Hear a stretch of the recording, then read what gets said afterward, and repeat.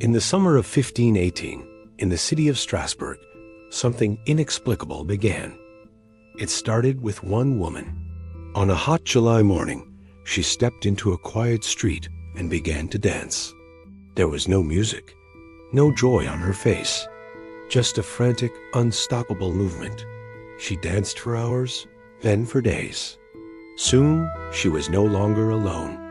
Dozens, then hundreds, joined her, caught in the same bizarre, agonizing trance.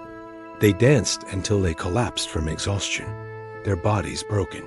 Some danced until they died. This is the chilling true story of the dancing plague. The year was 1518. Life in Strasbourg was bleak. Famine stalked the land, disease was rampant, and a deep-seated fear permeated society. It was a world of desperation, a powder keg of anxiety waiting for a spark. That spark came in the form of a woman whose name has been lost to history. She stepped into the street, her limbs flailing, her feet pounding the cobblestones in a relentless rhythm. Onlookers first gathered in amusement, but their laughter died when they saw her face. It was a mask of torment, her eyes filled with tears. She looked like she was desperate to stop, but her own body had betrayed her. She was a prisoner in a dance she couldn't end. The strange affliction was contagious. The next day, more people began to dance. Within a week, the number had swelled to over 100. They weren't celebrating, they were suffering. They moved as if possessed, their bodies jerking in a macabre performance that lasted day and night. Witnesses heard screams of pain and desperate pleas for help. Some would collapse, their bodies shaking violently, only to stagger back to their feet and resume the ghastly dance. The city was gripped by confusion and terror. What was this madness? And how could it be stopped? The suffering was unimaginable. Under the relentless summer sun, on the hard, unforgiving streets, their ordeal continued. Their feet became bloody and raw.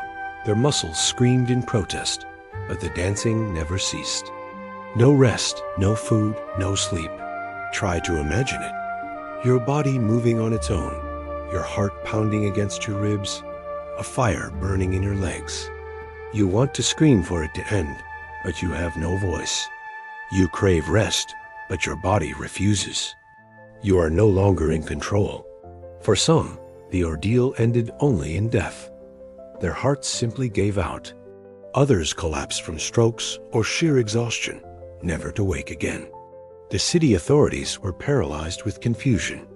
Doctors theorized it was hot blood, a feverish ailment that needed to be sweated out. Priests declared it a divine punishment, a curse from an angered Saint Vitus, who tormented sinners by forcing them to dance.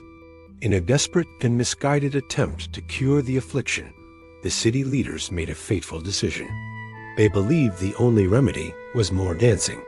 So they cleared open spaces, constructed a large wooden stage in the marketplace, and even hired musicians to play pipes and drums, hoping to help the afflicted dance the fever out of their systems.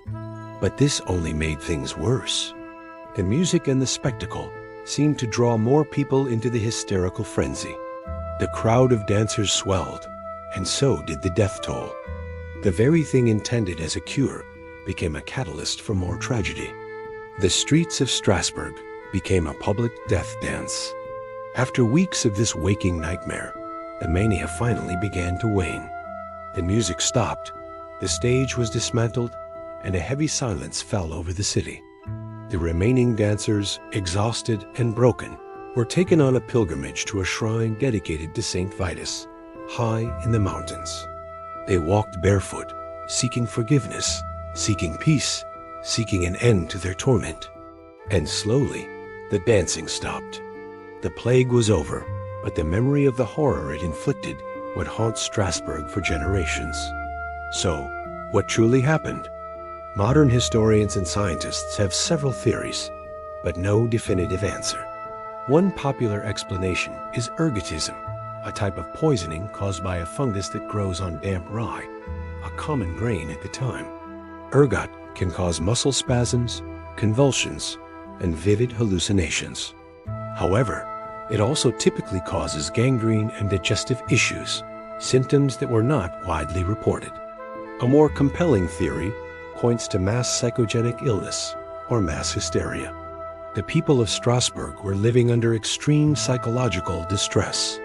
They were poor, hungry, and terrified of disease and damnation. Their lives were filled with hardship and anxiety.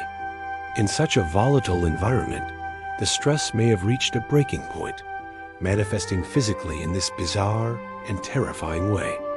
The fear was infectious. The pain was infectious. The madness became a contagion of the mind. Perhaps this dance was not a disease of the body, but a desperate cry from a traumatized soul, expressed in the only way it could. The people of the dancing plague weren't simply crazy. They were human beings pushed beyond the brink of endurance, drowning in a sea of fear and suffering they could not articulate. They didn't dance because they wanted to. They danced because they had forgotten how to scream. Their story is a haunting reminder of what can happen when the human mind is stretched to its absolute limit. So the next time you encounter a behavior you don't understand, consider the hidden story, the silent pain that might be driving it. We may never solve the mystery of 1518, but it leaves us with a profound truth. Behind every unexplained action, there is a human story waiting to be heard. Thank you for joining me on this journey into one of history's strangest events. If you found this story compelling, please like this video and subscribe for more explorations.